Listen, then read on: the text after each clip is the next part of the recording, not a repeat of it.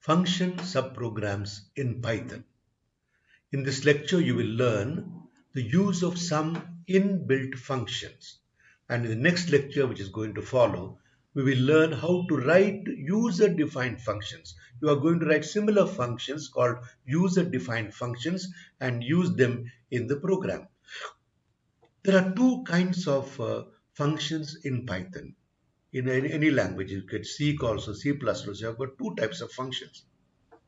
Built-in functions that are provided as part of Python. For example, print we have used, input we have used, type also we have used, float, int, these are the functions we have used. We'll come back to them again.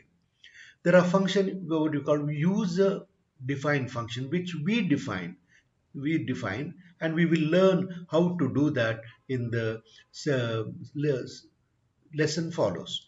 We treat the built-in function names as new reserved words. In other words, we cannot use the names of these, for example, type, float, int, print, etc.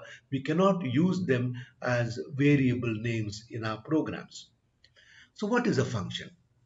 In Python, a function is some reusable code that takes up arguments as input and does some kind of computation and gives the result.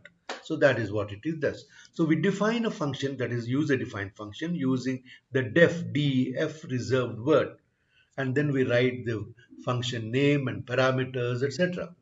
So then we call or invoke the function by using the function name, then give parentheses and the arguments inside and close the parentheses. That is what we are going to do. That is for the built-in functions and also in the case of user-defined functions.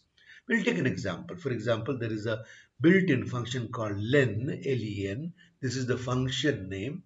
This is the parameter we are going to pass, and this is the return value. This is the really argument we are going to pass. It's called parameter while we declare user-defined function, and this is the return value. In this case, what is the return value? It is going to give us 9, and that is going to be assigned to this variable called length, because the length of this string is 9. So this is all, remember, function name, parentheses, and within that we give arguments, and then this is the return value. We'll take some example. For example, float. So I have assigned 32 to number. It is an integer. I want to convert that into float. So print float number. Immediately it prints 32.0. It's a floating point number. Converts integer to float. Similarly here, I'm assigning a string. 23.5 is a string because it is in single quotes. Now let us see. It's a print float. I convert this number to a floating point number, and then it will, when you say print, it is going to print 23.5. So this is a floating number converted from a text string into a floating number. We'll take example of integer. For example, number I've assigned 345 to number. It is here a string. Then print number, it prints a string. So to 345. Suppose I say number 2 is equal to number plus 1. What is going to happen?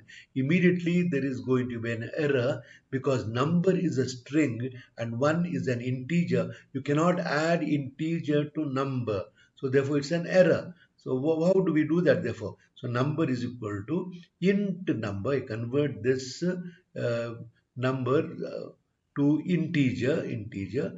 Then I say number 2 is equal to num plus 1. So then print number 2, it is going to give you 346.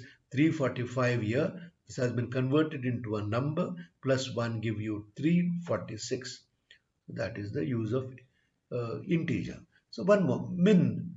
So returns the smallest item in an iterable list. For example, I have got a list here. So then I say print minimum of L. So immediately it will going to return print only 1 because 1 is the smallest number. Similarly, max returns the largest item in an iterable, maybe string, maybe numbers, list, or tuple, or whatever it is. So let us see. For example, here I have got a string here. Saying here as a print max s. So naturally Z is the maximum alphabet there. So Z is going to be printed. We'll take a few more examples. Sum of the items of an iterator or a list. So it's, for example, I have a list here of some four numbers and assign it to numbers. So print some numbers. It finds the sum of those numbers and prints, as you see, the sum of these numbers is equal to 22. Let us type returns the type of an object. Let us see. So numbers is a list here. Then I say type numbers. Immediately it is a class. List is a class. This is a so that is what it is going to return. So again, there is a string here. I want to find out the type of this string, and immediately it says a class is string. String class. This is the list class. This is a string class. So type is that function which returns the type of the object. So let us see, bin, binary. This function returns the binary value of a number. For example, I have assigned 31 to num. Then it's a print binary equivalent of this number. Immediately it prints 0. B means binary, 11111. So that is going to be the binary equivalent of 31. So let's take number 16. And if you print binary equivalent of 16, it will immediately give you 100. 00. This is the binary equivalent of 16. Let us say this we have already used this function range. Start and stop step is there. So now, for example, for I in range 1 to 5, print I. It is going to print 1, 2, 3, 4, not 5. It goes up to start 1 up to the stop minus 1. So I value would be from start. Suppose you were to give 0 to 5, you would have printed 0, 1, 2, 3, 4.